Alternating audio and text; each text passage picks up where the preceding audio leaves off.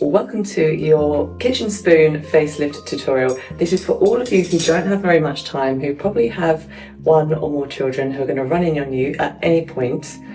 This is what you can do, whether you've got a gua sha tool or facial cups at home or not. Everyone's got spoons, right?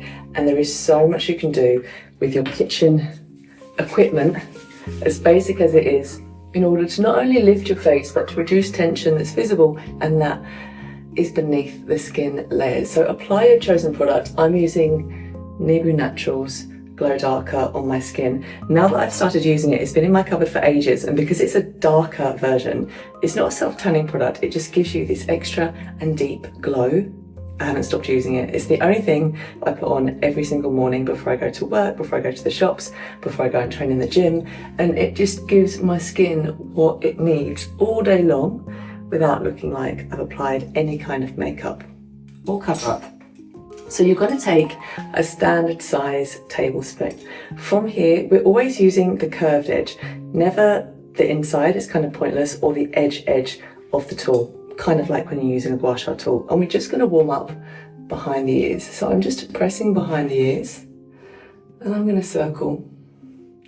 It's a light to medium pressure, and we're opening up the lymph nodes that tend to get blocked behind the ear. These are called the auricular lymph nodes. And now I'm just smoothing from behind the ear down the neck, each side.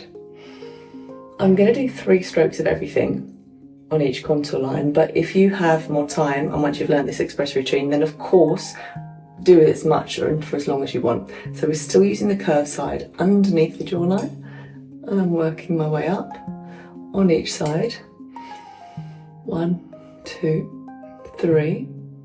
Now, if you've only got 1 spoon, then that's fine, but if you've got 2 spoons, then you're going to get double the results or twice the results more quickly. If you wonder that I'm not making sense, it's because at any moment my daughter is probably going to knock on that door.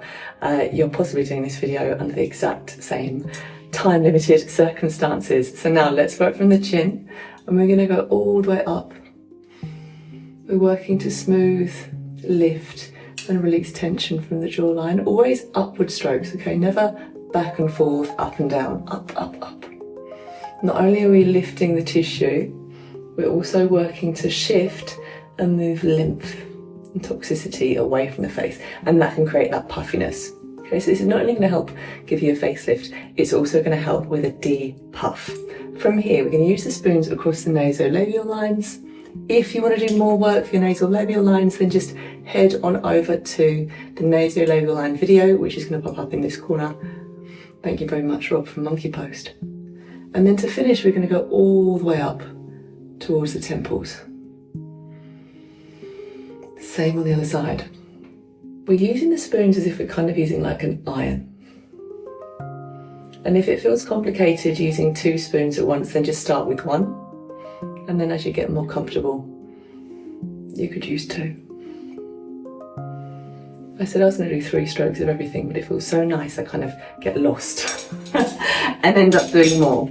So from here, we're using the smaller spoons for the eye area. Find the nasal bone, just like when we're doing our hand massage, and we use the bone to guide. The great thing about using the spoons is they're really cool. Like, they're cooling, not really cool. I'm sure someone here watching this is going, oh, that's a really cool idea, but I actually mean it cools the skin, which is also going to help with deep puff and also a tightening effect. It's going to help lift, tighten and tauten the skin, and also promote blood flow. So we've done underneath the eyes. You can use the backs of your spoons to cool and refresh here too.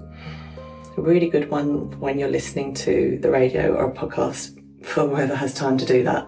And now I'm going to work with the brow area. So rather than doing 2 spoons at the same time, hear how they sometimes click and clack. So that's simultaneous. You can actually alternate the movement, which I find is much better, because then you really catch this central area here too, between the brows. Lift up into the hairline. You can take the larger spoons again, and we're just going up between the brows towards the scalp. Work all the way across the forehead.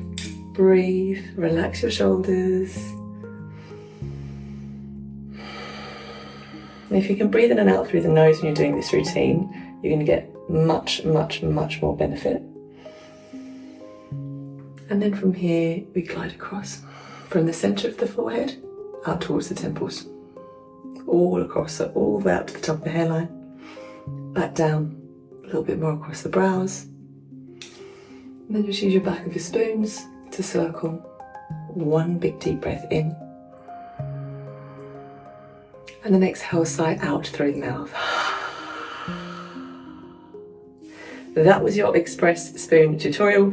You can do this in the kitchen while you're cooking, especially if the kitchen is the only place you seem to get a little bit of peace and quiet. I really hope you enjoyed this. Tune in for more spoon routines. Thanks so much, guys.